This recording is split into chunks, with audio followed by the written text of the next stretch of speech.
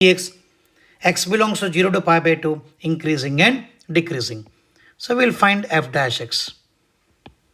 F dash x is equal to 3 cos 3x. Now, f dash x is equal to 0. Cos 3x is equal to 0. It means cos 3x will be 0 when 3x is equal to pi by 2. It means x is equal to pi by 6. Again, 3x is equal to 3 pi by 2. It means x is equal to pi by 2. Similarly, 3x, x is equal to pi by 6 and x is equal to pi by 2. You are getting an horizontal tangent. F dash x is equal to 0. We require from 0 to pi by 2 only.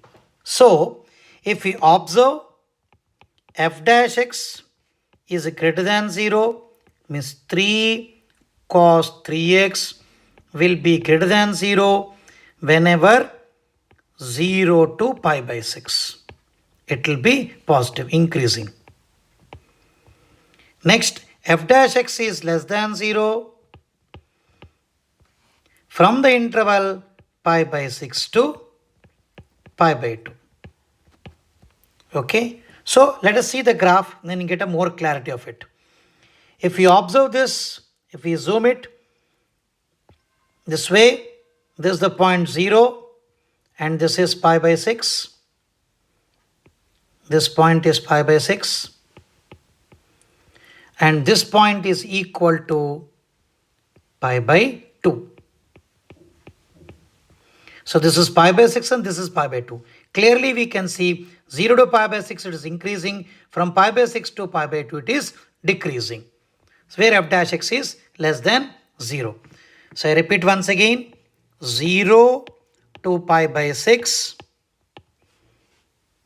f of x is equal to sine 3x is increasing, and pi by 6 to pi by 2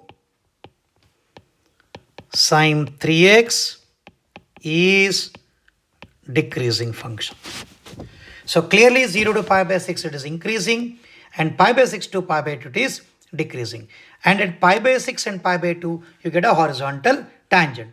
If we put pi by 6, so what happens? This becomes sine pi by 2 which is equal to 1. Similarly, if we put pi by 2, sine 3 pi by 2 is minus 1. It is again minimum value. So two places we are getting a horizontal tangent.